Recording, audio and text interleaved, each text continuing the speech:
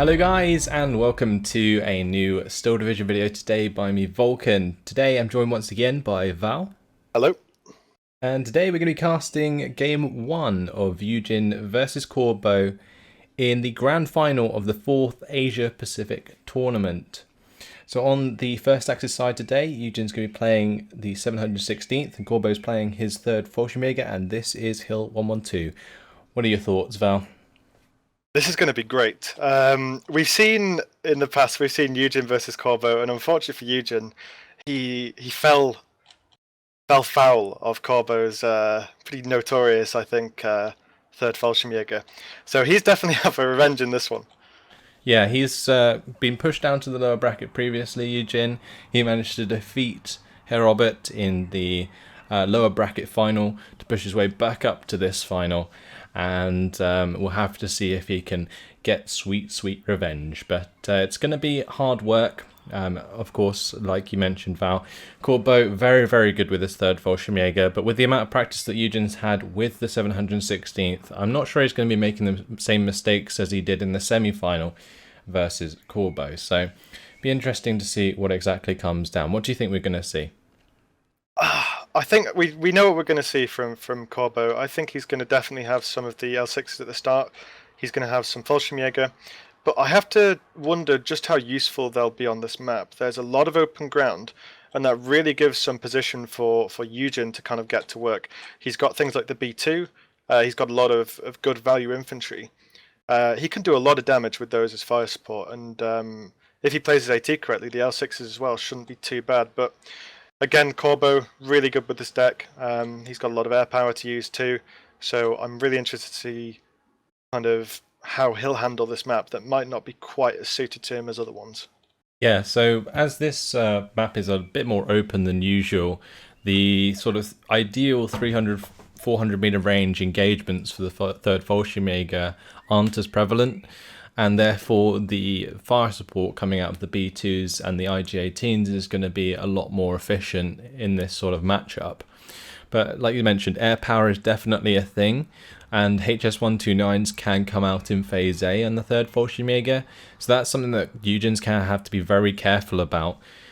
Previously in the semi-final, both of his B2s he brought out in Phase A did get killed by HS-129s, but so I'm not sure that YueJin will let it happen again, since this was played on the same day as the semi-final, since all of the games in the APT tournaments are played on the same day. So that's something we're going to have to watch out for, some sort of adaptation to his strategy based on that happening in the past. I'm curious if Corbeau will go for any kind of recon aircraft. He's got, you mentioned the HS-129, but he's got a very strong air tab in general with the 3rd Fallschirmjäger. So I think I'd like to see YueJin maybe start with an AA piece. You could go for the Flak 38 or the Flak Villing. The 38 is cheaper. Or you can get the 36 as well, can't you, A phase 2? Yeah, there is, well, yeah, it's the 37 with the 1,000 meter range. It's pretty good for sort of denying the HS-129 strikes. The Flak Villing kind of has more lethality, so it's more likely to shoot it down, but even so, one will probably not do the job. But yeah, you'll probably just look for at least one AA piece to sort of prevent those airstrikes from being an issue. But let's have a look at some of these units that are starting to go down. On the side of Corbeau, there is one L6 on the top side, a couple Fallschirmjägers and the recon there. Further down, another Fallschirmjäger. On the bottom side, another Fallschirmjäger and 2 recons. So, I mean, Corbeau's quite heavily investing in the infantry recon there. On the side of YueJin, he is going for double IG-18 on the top side with a Pak 37, a couple of Osttruppen and the Speed Troop there.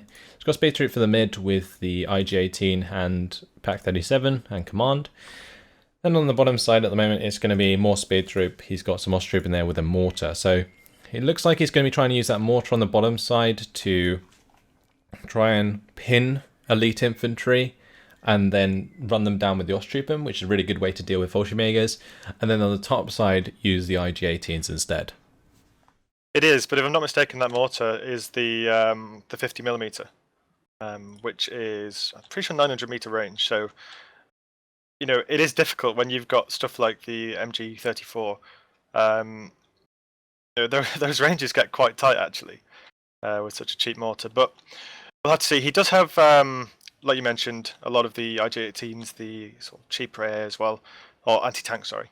And I think a lot of how he'll do in this early phase for YueJin will be how he deals with these L6s on the top. We've seen Corbeau take over games with these before, just how much sheer HE damage they can put out to infantry.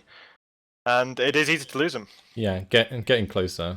Yeah, getting close by to enemy armor as well. They can also do a hell of a lot of damage.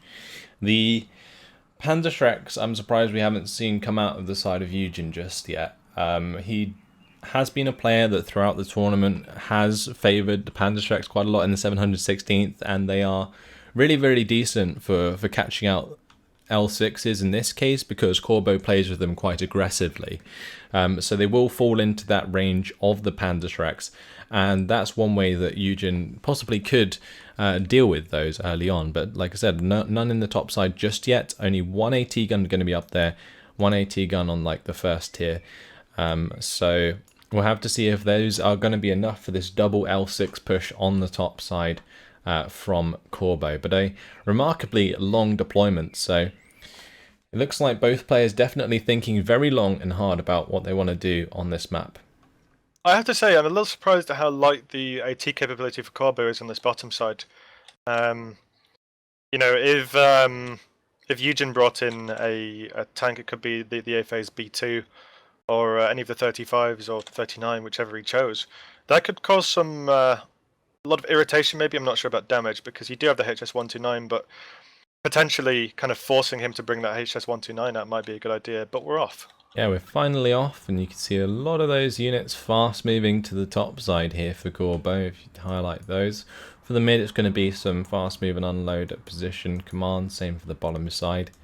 For YueJin, he's deploying rather reserved on the top side at least, and definitely in the middle. Same all across the board really. So YueJin definitely taking a more defensive stance. Corbeau is definitely going to look for an aggressive play on this top side. Only one unit of Fallschirmjäger actually travelling up onto the hill.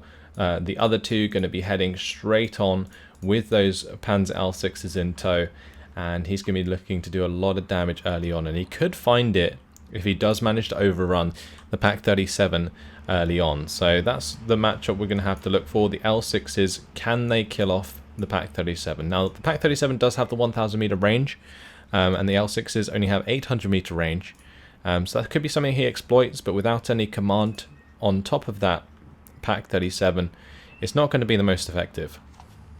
I wonder if he'll be here in time, actually, because he's got to go through this orchard, and actually I say that, he could probably unload now and still get some of these units coming in, but you know, these L6s really are dangerous. If he can keep them off of that 1,000 meter range, as the L6s are 800, that is kind of a really, really good avenue for YueJin to keep his defense up here. Yeah, those Osttruppen are in a really tough spot right now in front of those Fallschirmjäger. Wow, but the IG-18 going to get involved. Me-109 G6R6 is going to come in for the strafing run. YueJin has decided to already purchase a flak-filling for the middle of the map. So it's good to see that AA piece coming in from the start, as we do know about Corbeau's antics in the past. But really, really nice hit there. First shot from the Pak-37, unvetted Pak-37, kills an L6. And the second one is shortly going to be pinned. This is really, really, really good here for YueJin. He's managed to hold off this L6 push, even destroying one. Now, the 109 has really caused him some trouble though, so I would like to see him get this Black 36 unloaded quickly if that's what he's brought. It was a flag filling on for the mid. Oh, flag filling, sorry, yeah. But on the top side here, yeah, the L6, it is constantly under fire from this IG-18. It's unlikely the IG-18 will kill it, but it can happen. But yeah, as soon as that L6 recovers and this Me-109 is still strafing that Pak-37, we might see like sort of this L6 come back to bite YueJin a little bit, but we'll have to wait and see. Yeah, the flag filling instead heading to the top side rather than the mid. Was originally deployed there, but changed it. Pak-37's engaging this Kubel MG on the bottom. We've got a little engagement between the Speed Troop and the Fallschirmjägers there. Those Fallschirmjägers already made short work of those Osttruppen and getting those pinned down immediately. And the Me-109 still looking for the kill onto the the Pack 37, but YueJin really needs to unload this Flakfeling sometime soon. There we go, finally done it. Yeah, it's very, very important that you try and get this AA up because, like we mentioned at the start of the game, this is an airborne deck and they come with a lot of nasty airborne surprises. Now, YueJin, he has started to play very defensively here. Corbeau did go for the push, and I think this is the right option, to be honest. I think he knows that if the game goes on, you know, it tends to be that YueJin will have more availability, kind of. I mean, not that in the end phase, but in A and B as well, he does get more points. So, you know, he does the potential to do very well. There's a real possibility that Corbeau runs out of Fallschirmjägers, right? If YueJin remains defensive early on, uses a lot of his Fallschirmjägers to try and make ground, then that could, you know, really affect his late game capabilities because, like you said, he will lack availability in that elite infantry, and then YueJin can start to match that and push back. But I think what YueJin really needs to do here, and a good reason why he's been defensive, is he can start to get up like an AA net, which will then allow him to freely use his B2s on the ground. I was talking about at the start how previously we saw him use the double B2 strat and Corbeau absolutely ran over him with a HS129. He obviously doesn't want that to happen again, so he's going to have to make sure he has the AA in place first before he brings in the B2. Now I really like the fact that he's using this ME109G0 to get the pin onto the Fallschirmjägers. It allows these Osttroop and just run them down. And it also kind of baits the ME109G6R6 to a point where it might fly over the Flakfeling, and YueJin can use the ME109G0 to shoot it down. That would be a very good way to deal with such a strong 2-star plane. We see a lot of L6s coming in from Corbeau, and this is pretty expected, to be honest, but you know, that is still quite a lot of investment, and I wonder how that will go. If they just get picked off one by these Pack 37s, then they're not particularly a good investment. But if he can use them together, I think they could really, really make a big dent in the front line. Yeah, so this IG-18, it's not actually covered by anything. There is the Pack 37 sort of shifting itself up to sort of cover this IG-18, which did manage to force back the L6 with the help of the IG-18. But here comes the ME109G6R6. The Flakfeling, it's going to be double Flakfeling on target there onto the ME109G6R6. It's not going to be enough to stop the ME109 from shooting down the G0 though. Wow, those things can be really effective sometimes, and in this case you can just see how quickly that can dish out the damage against enemy aircraft. It's got a whole 8 HE, I believe, and the G6R6 really, really good for, well, killing enemy planes and enemy infantry and ground units.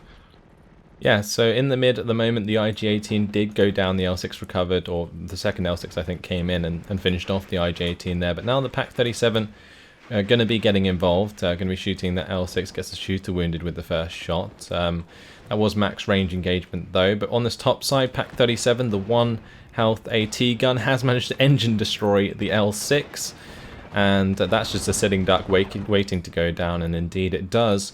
I do like the addition of the Panda Strike from YueJin on the top side. So far he's dealt with these L6s really, really well. Well, these Pack 37s have just been doing a lot of work for him. They've got, like we mentioned earlier, that 1,000-meter range, so they can outrange the L6. And they've got a good rate of fire. They're an all-round decent AT gun if you're dealing with something with 4 armor. Yeah, indeed. Now we have the Opal Blitz coming in as well, and that's got the Pack 40 in tow. So that's going to make it even more difficult for these L6s to get in range to be effective. Accompanying that is going to be a B2 brought in, and with the double Flakfeling in place, he may be able to stop a decent strike from a HS129. However, with how far back they are, and with how aggressive that B2 is likely going to have to get, the HS129 might still be able to pick it off before it takes too much damage and is forced back. We see the G6R6 coming in now. Those Flakfelings not able to get involved. Now they do now once it comes over the hill. And woof, that's a fast stun. Yeah, so it's managed to pin them down. The ME109G0 there. It's going to get on its tail, and that looks to be a kill. Unless another ME109 can save the day, the G0 should finish that off. Nope, it manages to get out alive. That is that is a shame for YueJin for sure. It's a big shame. another big shame for YueJin is that both of his AT guns in the mid went down during that exchange. The Pack 40, I believe, just got killed while it was in its transport as well. Oh, that's a big kill. Yeah, and this L6 is, well, both of the L6s, if they get into range of the Pack 37s, they can really do a hell of a lot of damage. And this IG-18 is not really going to be standing for very long as well if this L6 decides to sit still. Unfortunately, when units are on the move, they do get a penalty to their accuracy, so Corbeau's going to want to make sure that he does stop that if he wants to kill the IG-18 effectively. Same deal with the flak filling. But that flak filling is going to want to back off. YueJin can't really afford to lose that, because otherwise that opens up the door for the HS129, and that could get very difficult considering he's just invested in the B2s. It's insane just how much damage these L6s do. You know, Corbeau just having absolutely no fear moving them up. And like you mentioned earlier, this is the sort of point where if I was YueJin, I really wish that I would have a Panzerschreck squad. Because Corbeau is just so aggressive with them, so close to the tree lines. Yeah, and also, well, saying that, the Panzerschreck on the top side did just get killed by an L6, and then the L6 took out the Pack 37 as well, but that's mainly due to the aggression of the Panzerjägers, or Fallschirmjägers, sorry, as well. So, yeah, Corbeau just dealing with this really well. It's just quite a simple sort of strategy. That's what amazes me about how effective it is. It's just Fallschirmjägers and it's just L6s, for the most part, that are doing so much damage. They are such both high quality units, and yes, he's being picked off here and there by these Pack 37s, but for the most part, he has been managing to make ground. Saying that, Pack 37 does manage to hit an unvetted shot onto the L6, finding that kill. And the B2 is now in place to counter push. But you can see now it's coming into effect on the bottom side, the whole Fallschirmjäger L6 combination. Corbeau not too happy about his purchase of the 210mm off map, not particularly going to be very useful against what he wants to take out, unless he maybe finds the flak fillings and again opens up the way to a HS129. That could be a good idea for that strike. ME109 G6R6 just running all over these units on the bottom side, and just look how low the morale is here. You've got the IG-18 just fully pinned down, Osttruppen almost fully pinned down as well, Pack 37 struggling, Grenfjäger just about to get pinned down by the Fallschirmjäger machine guns as well. And yeah, just the bottom side of this map is falling apart very rapidly as well, and this B2 is heading to the top side, the second B2, so he's not going to have that to cover his bottom side in the meantime. I feel like it's just almost a done deal, really, when you've got, you know, you're trying to fight back Fallschirmjäger with Osttruppen, and your IG-18s and your AT is just getting stunned by these real quality planes, the G6R6s. Yeah, and you look know, at that. What's going to happen? This is what's going to happen. G0 goes down again to the ME109 G6R6, even with AA on the field, and that is not what you want to see. That's why I prefer the Flak 37s so much, because they have that little bit extra range that really just does manage to force back the enemy planes before they can deal the significant damage. But one unit of Fallschirmjäger has died in the mid now, and the strength of the Fallschirmjägers on this top side is starting to lack quite a lot. Now, as I mentioned, this off-map would be quite nice to take out the flak fillings, and it looks like that's what Corbeau is going to go for. The ME109 G6R6 on the side of YueJin does find Corbeau's, so that was a nice kill indeed. A nice kill indeed, but it's still just kind of picking up the scraps, really, of what is looking like a very difficult bottom side to deal with. And, you know, if this flak filling goes down on the top as well, that's just even more invitation for Corbeau to sort of flex his air power. Yeah, so that flak filling is long gone now. Multiple strikes on top of those dead corpses. That is absolutely terrifying for YueJin now, since his second flak filling, if that dies, HS129s are abound. And, well, Befehl Panzer 35S has come in on this bottom side, might be able to stop the approach of the SPW AB41 and also this L6, but it's really just got to find those one-shot kills. This ME109 engagement between the two players, I think, could possibly fall in favour of YueJin if Corbeau takes the bait, but I'm pretty sure Corbeau's better than that. It's just going to be flying away, and yeah, YueJin's just going to get his plane out of there for now. This Panzer 35S is actually a really, really good buy here. The L6 in the SPW, if they get close, they're great, but if the Panzer 35 can keep it at the 1,000 meter range, then that is an avenue where he can deal with these L6s and this SPW, but you know, he's lost the forest. He's in a pretty bad spot. The And here come the well. HS-129 straight onto that B2. Doesn't manage to find a kill. Does still have 3 shots left. Can it hit this other B2? No, it will not. It's going to have to be forced back by that flak filling. Like I mentioned, with a flak filling, that didn't open up onto the HS-129 for a significant amount of time after the HS-129 had already opened up onto the B2, because the B2 does have to get quite aggressive to make ground, especially against like these Fallschirmjägers and stuff accompanying the speed troop here. On this top side, the B2 is getting hit by off-map and is going to be forced back. It looks like Corbeau is going to go for a fast move in the B2's direction, and that will possibly be an opportunity for Corbeau to take this out entirely. Well, if he gets through that, there's not really much stopping him in terms of AT at least. There is the B2 up on the hill to the south, but you know, they are quite slow. Yeah, won't be able to get into position in time. Yeah.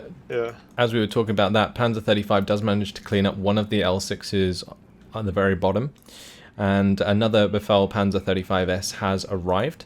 Osttroopen are going to spot these Fallschirmjägers and do a little bit of damage there. And that will tell YueJin to be a little bit careful about his placement of these Befehl Panzer 35Ss, but with the assistance of the main gun and the machine gun, should be able to get the job done. This L6 in the meantime just constantly critting the B2, shooter knocked out, crew knocked out, finally engine destroyed, and if that's going to be now pinned, it's going to be, you know, rather difficult for YueJin to save that. The only thing I can see that YueJin could do is maybe use the smoke from the Grenadier to just block the L6 by throwing a smoke grenade on top of it. That would be one way to change that. But some of the infantry coming in on the side of YueJin is going to be immediately off-mapped. ME-109 G6R6 hanging about. HS-129 came in. Not sure what that really went for. But yeah, that might have been a nice attack on the bottom side, actually, to try and clean up these 2 Befehl Panzer 35Ss, which are completely not covered by any AA right now. It actually wasn't. It was, he went in with a HS-129 for the B2 in the middle, in the hill in the middle, and unfortunately, it is no longer there. So YueJin probably kicking himself a bit that the his one flak filling just wasn't enough to save him there. Yeah, good spot, Val.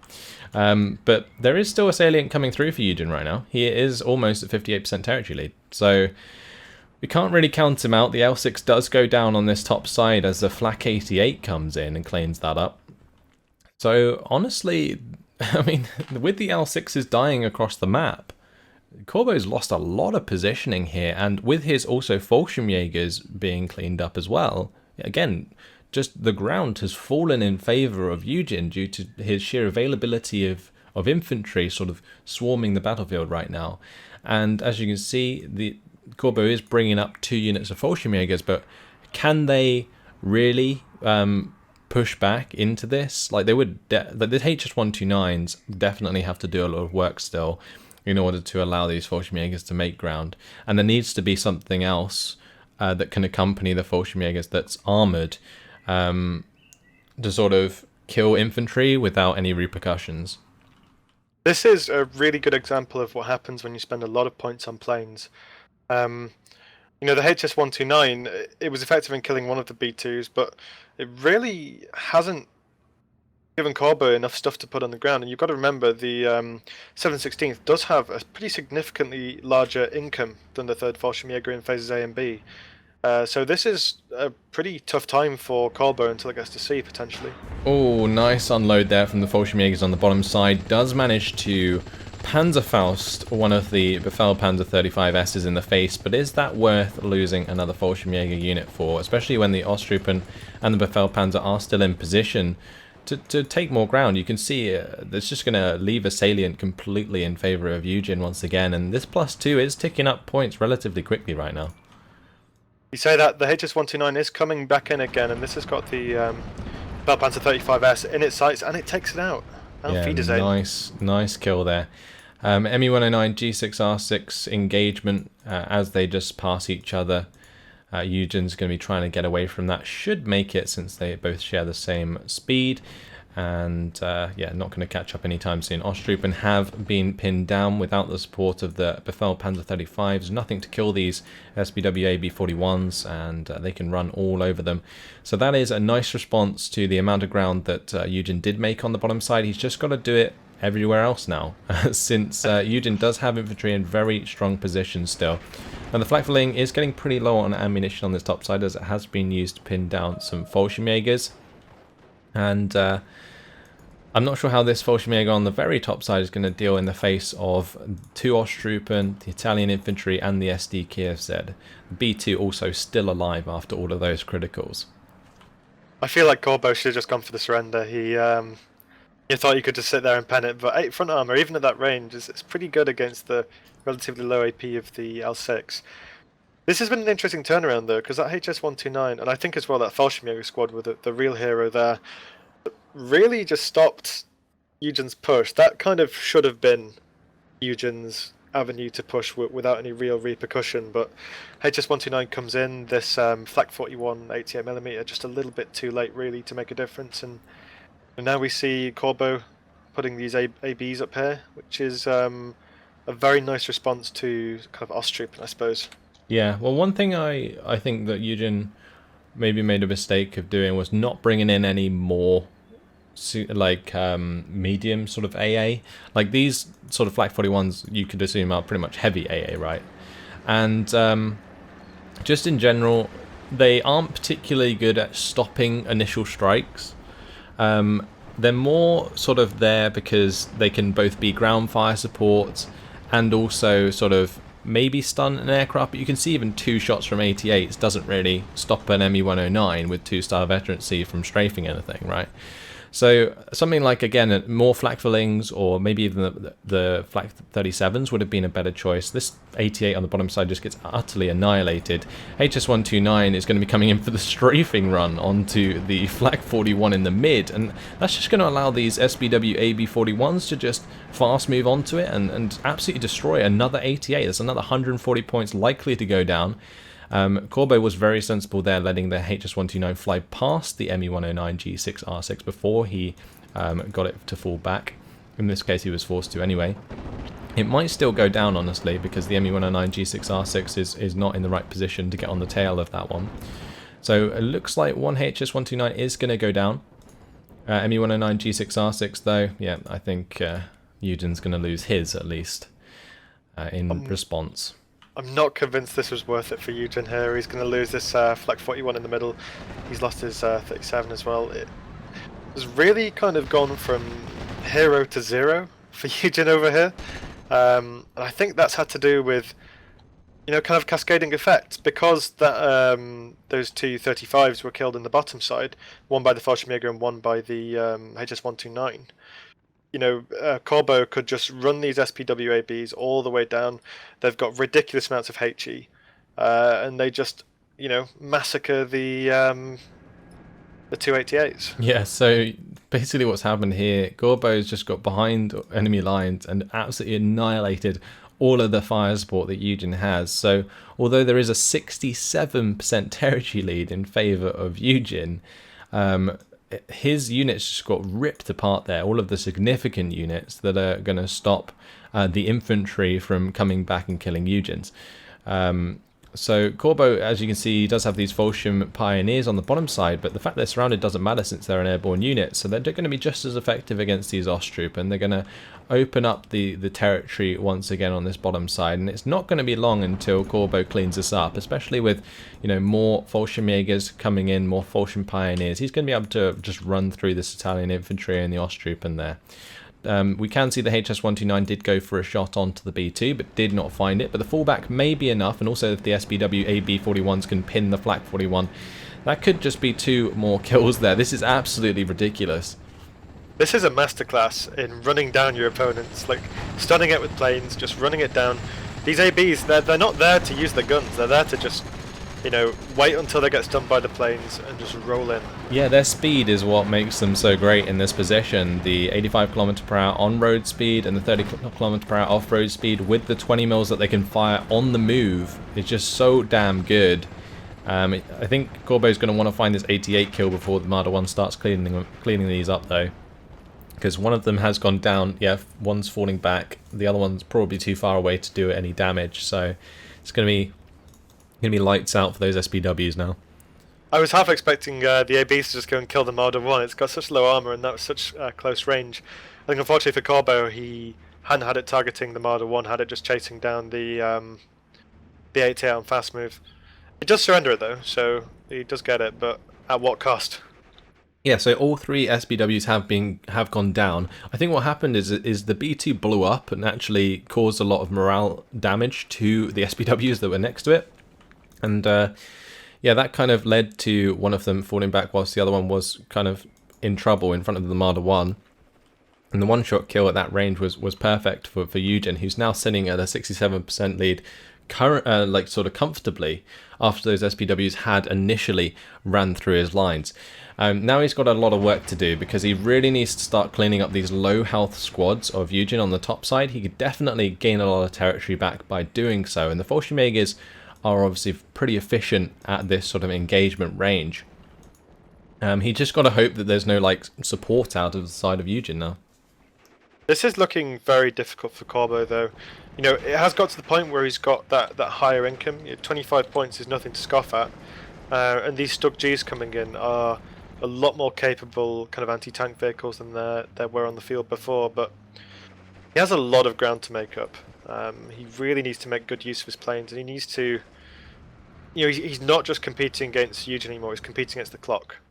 And that might be kind of the most important battle for him now. Yeah, but I think since the sort of Fallschirmjägers have killed off a lot of these units now, like I said, they did manage to clean up the infantry quite effectively. We're back to only a +1 for YueJin. So although YueJin's on 1,400 points, with the sort of Stugs coming onto the field, I feel like they're going to match up quite well against the Marder. Got to be careful of this Pack 40 obviously in the mid, but Corbeau still has all of those aircraft at his disposal.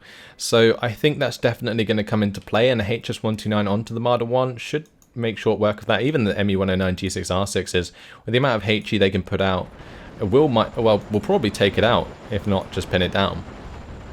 This has really been where Corbeau's kind of brought himself back in this game, because there was a point where it was looking pretty grim, but you know, just an excellent use of planes. He's done very well to not kind of get baited over YueJin's AA with them.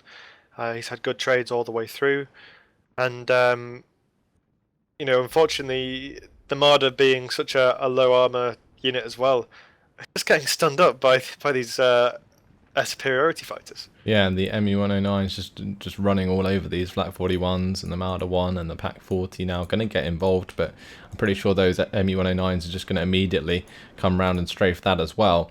We did see that the SDKFZ did surrender some Fallschirmjägers on the bottom side, which is unfortunate for Corbeau. Losing such an expensive unit like that is not ideal, but the Stug 3 is going to clean up the Marder there. And yeah, in now come the ME-109s onto the back 40, and you would not want to be a part of that crew with that amount of strafing runs coming down. That's insane. Now this Stug 3 can freely move forwards and take care of that. This Flak 41 is going to have to be used as AT against that Stug 3, but might struggle to find line of sight due to the way in which the line of sight works around the edge of the hill there. I feel like you mentioned this earlier, about how you think the medium range A might have been a lot more appropriate, and I completely agree. These Flak 41s just aren't doing the job, and I think some Flak Verlings or something like that would just get more suppression damage out, it seems. And these 41s have been, you know, a couple of them have been killed by enemy ASFs, enemy ME-109s, and that's not where you want to be. Yeah, you don't like for example in that position, the Flak 41 doesn't want to just sit there and be strafed to the point where it's falling back. That is not why you bring them in. You want them to be significant AA, but in this case they are just not being, since the high veterancy of the ME-109s allows them to not take as much suppression damage, and therefore the Flak 41s are considerably less effective. The Stug 3 here has managed to clean up the Flak 41 on the top side with the help of the Fallschirmjägers, and now that Stug 3 is going to be able to get into range of this B2 to finish it off. Also might find a kill onto the Panzerhaubitze Lorraine, now that that is going to be completely exposed as well. So Corbeau's getting himself into a nice position here, but like you said, the clock is running against him. YueJin almost up to the 1,600 point mark. Just brought it back to 50-50 now. Corbeau's going to really want to start sort of counting a +1, and with this Stug 3 currently falling back and now killed, that could be hard work. This is one of those games where every second is starting to kind of have Corbeau. I feel like Corbeau is definitely in an advantage. His Stug 3s are kind of walking over a lot of the stuff that YueJin's brought in. Those Pack 40s as well, they're just not going to last very long once the ME109s come back out. But if Corbeau is too slow with these Stug 3s, if he's too slow with his infantry, he definitely runs the risk of those really tragic losses where, you know, you end up losing by 100 points when you've been in the lead for the tail end of the game.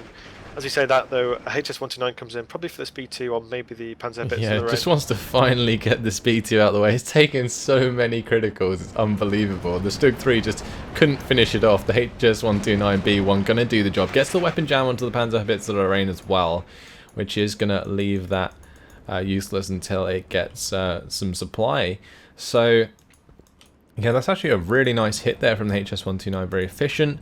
Stug 3 is now going to be looking to continue pushing forwards, but may need the assistance of those ME109s to pin down the Flak 41, which isn't often something you'd say very often, but you can just see how little like suppression they put onto the ME109s right now. They do. I mean, this is like the Vietnam tactic. You know, he doesn't want to kill the Panzer bits Lorraine. He wants to just damage it, so they've got to use supplies repairing it. You know, he's got to.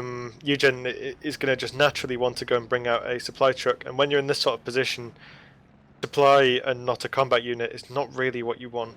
Yeah, the Fallschirmjägers are really starting to make a lot of ground now, and I was a little bit worried that Corbeau might run out of these Fallschirmjägers, but at the moment he seems to have enough of them to make some serious ground, and supported by these tanks once again, that is exactly what's happening. And it's almost as if like Corbeau's relying on like a trifecta of like Fallschirmjägers accompanied by a tank of some sort, whether it be the L6 or the Stug, and then his air force, and that's pretty much what he's been doing throughout the entire game. And yes, at one point he maybe overinvested into his air force and conceded a lot of ground, which could have put him in a very tough position, but he has managed to now utilize that air force very effectively in combination with the SPW sort of in the mid game to clean up a lot of stuff, and now sort of capitalize on that success.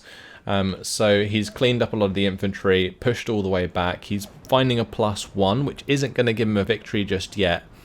We're going to have to wait and see if he can find the 58% territory lead and the +2, and that is looking to be a draw now, but we'll have to wait and see where exactly it lands us with the points, because in the rules of the tournament, the person with the most conquest points wins, regardless of whether or not it's a draw. I think this is just like a masterclass in the modus corborandi. You know, he's just.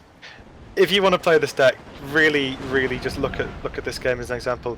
Using these Fallschirmjägers in combination with, like you said, a tank and a strong air force. He's played this masterfully to get where he is now. Now, this might not be enough to secure him a victory, but with the ground he can make on the bottom side, I wouldn't be surprised if he could get a kind of bit of a cheeky +3, really. Yeah, so Stug 3 here, it did manage to clean up the Flak 41 and the SDKFZ down there. Another unit of Fallschirmjägers is arriving on the bottom side here, which will likely clean up the Osttruppen as well. Fallschirm Pioneers pushing through the tree line there, also going to make short work of the Italian infantry if they find them.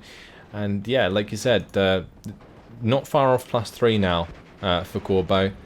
But will that be enough? This Panzerschreck in the back line here from YueJin has just not been dealt with, and has taken out a couple of infantry just for free throughout this game so far, which is a big couple kills for the Panzerschreck.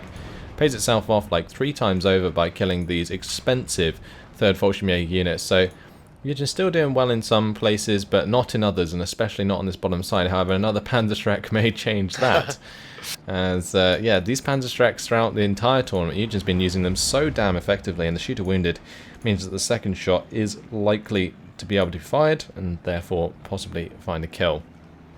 Trying to reverse now, but I don't think it'll be enough. And there we go. You know, what a hero. Schmiddle is the name of this guy and his friend. You know, it is still a -3 to. Oh no, it's just gone back to +2. I'm interested to see if that'll tip the balance, because the +3 did show Corbeau's winning. So Might be quite interesting to see exactly where the points lie at the end. It's interesting because Corbeau like had that Stug 3 and he had so much territory, but she got completely caught out by the Panzerjäger. Now YueJin's going to recover a lot of that territory, so it's only a +2, and is now likely relying on the fact that Corbeau might not make enough points in time. It's hard to work out when you're probably under so much pressure, but in the position that he's in, I think his best bet is just to obviously remain defensive and just try and do as much damage as he can in the process. A lot of these Fallschirm Pioneers and Fallschirmjägers are taking a lot of damage from the new Flak 41s now. Also, the Panzerhaubitze Lorraine smashing the infantry on the top side is helping out a lot. But there's just a lack of units that can really make a push. I feel like that's one of the problems that the 7/16th faces. They're not the fastest deck, I think it's fair to say, and if you look at what's on the field, there's not a single, I don't think, armoured unit is there. There's just the Panzerhaubitze Lorraine is the only sort of fast. I mean, I'm going to say armoured, but it's not really armoured. It's just it's the only one with armour. So, you know, even if you get a scenario where YueJin kind of kills maybe the Stug 3 on the top and kills all this other stuff, it's going to be difficult for him to actually make the ground up in time if he wants to push back to maybe a +1 to kind of cement the fact he's going to win this, I imagine. Yeah, and for the amount of time, or for the amount of time that sort of we have left on the clock, YueJin is gonna. It's going to be tough to push into Corbeau at this point, especially with the Air Force now being even more in favour of Corbeau after ME-109 went down. So, Fallschirmjäger, they're going to be engaging the Osttruppen. Stug 3 now breaching over the edge here as the ME-109s sort of pin down this Flak 41 in the mid. HS-129 also getting involved there. Stug 3 is just going to have clean shots onto all of these units and not be under threat of that. And now a Stür 42 coming in as well. That's going to be really, really effective at cleaning up a lot of this infantry that YueJin's trying to push forwards in the open. And yeah, the response here from Corbeau has been absolutely fantastic towards the later phases of this game. It's like we talked about, you know, I was a bit worried about Corbeau's availability, but when it comes to raw point output, 25 points a tick is a pretty big difference. And a lot of these units that YueJin's got on the field here, the infantry, not many of them have anti-tank capability. He's got the Freiwillige, who are, you know, they've got one Panzerfaust, but there's not really much more than that. And if the Flak 41s, if the 88s go down or get stunned, there's nothing to stop this Stür 42 in the middle from just running amok. Yeah, and even the Stür 42 can do the fire position trick to just sort of stun the Flak 41s from range anyway, so there's just so many ways for Corbeau to deal with these 88s now, let alone, you know, his massive Air Force availability. But we're pushing over 1,200 points nearly for Corbeau, and he's definitely creeping up on this score that YueJin currently has. It is 4 minutes left though. It's not a long amount of time. I feel like at this point Corbeau might just make it, but I don't want to say. This is incredibly close, and I feel like for Corbeau, if you're in his position, you really need to just try and get that +3, just for even for a few ticks. Just anything like that will help. Yep. So Corbeau is going to be trying to be very aggressive, and the ME-109 G6R6 is really looking to help out do that. I did manage to pin the Flak 41 here, but Corbeau not necessarily being aggressive with his Stug 3 just yet. ME-109s are struggling, but Corbeau's Flak 41 on the top side is directly engaging YueJin's, and that could lead to this Stug 3 that's now following up, just to drive all the way through and maybe find a kill onto this Panzerhaubitze. So that would be really, really nice on that top side, and give him maybe just enough territory to find that +3 like you mentioned. It's always the funny thing about Axis versus Axis. You see things like this, like the 88s fighting each other that you wouldn't see in an Allied versus Axis game, which is always quite funny. But yeah, ooh, and the Stug goes down to the Flak 41 on the bottom side. That is potentially damaging here for Corbeau. You know, when every point helps here, that could have potentially put him into the +3 territory. I think the way it's ticking, it seems like he might just make it, but again, you can't really say.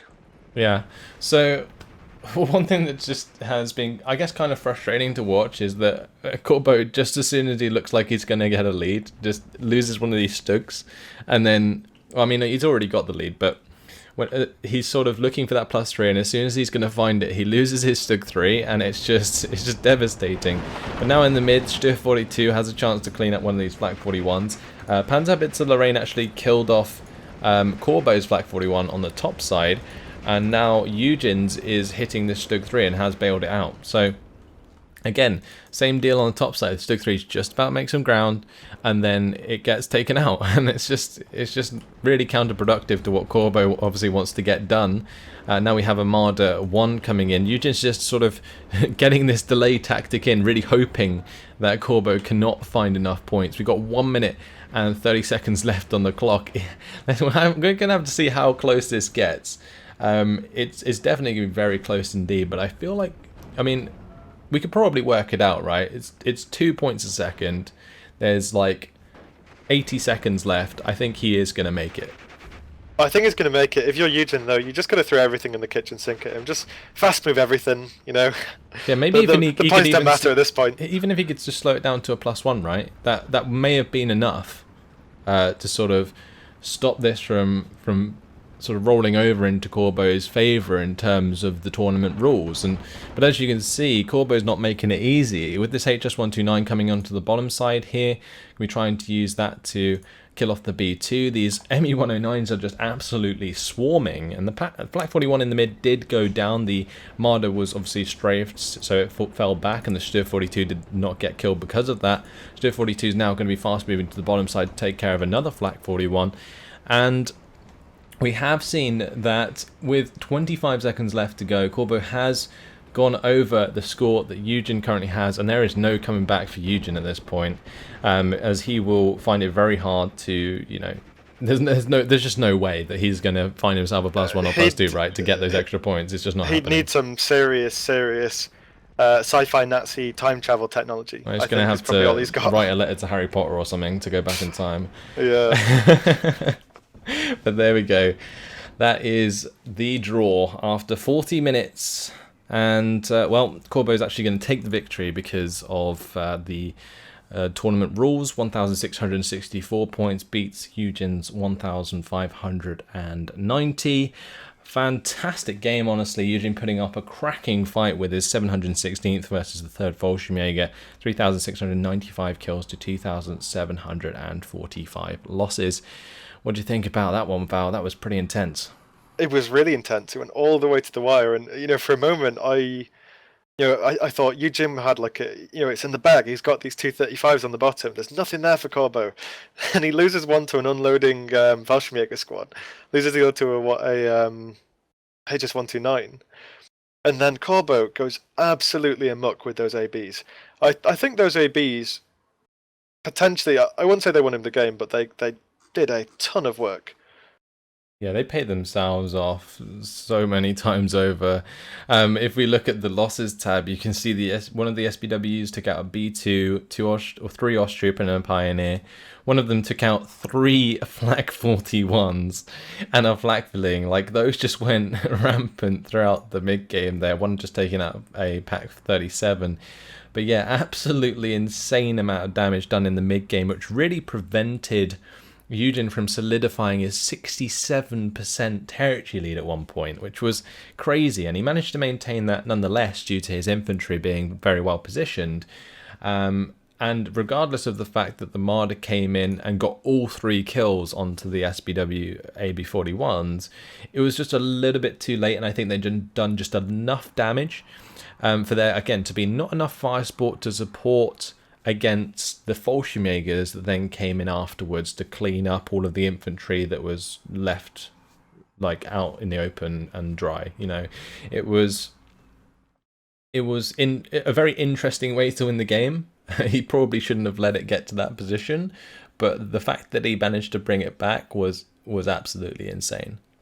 It was just really good. It was a masterclass in the third Fallschirmjäger.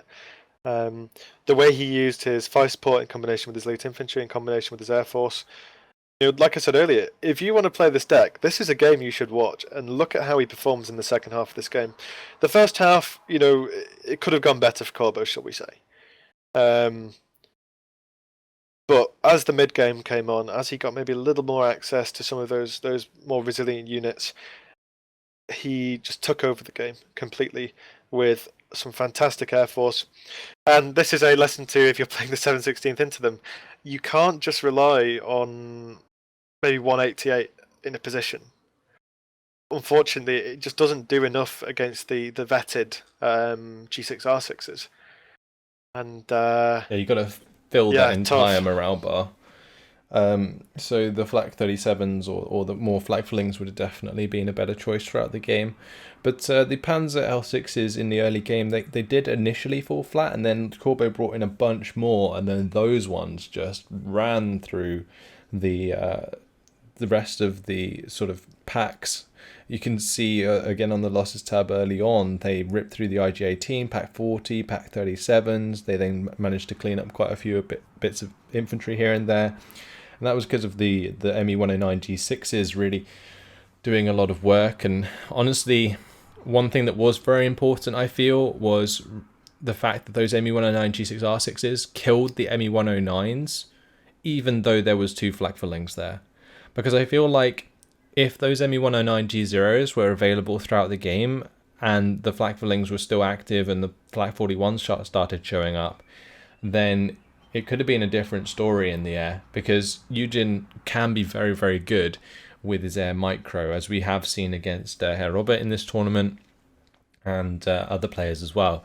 So I think Corbeau, finding those cheeky kills onto the ME-109 G0s definitely helped him out a lot, but an incredible game. Anything else you want to say, Val? Yeah, I mean, just a really good game, but I think just one final thing to talk about as well is we had a quick mention about Flak Flings versus the Flak 36 37mm.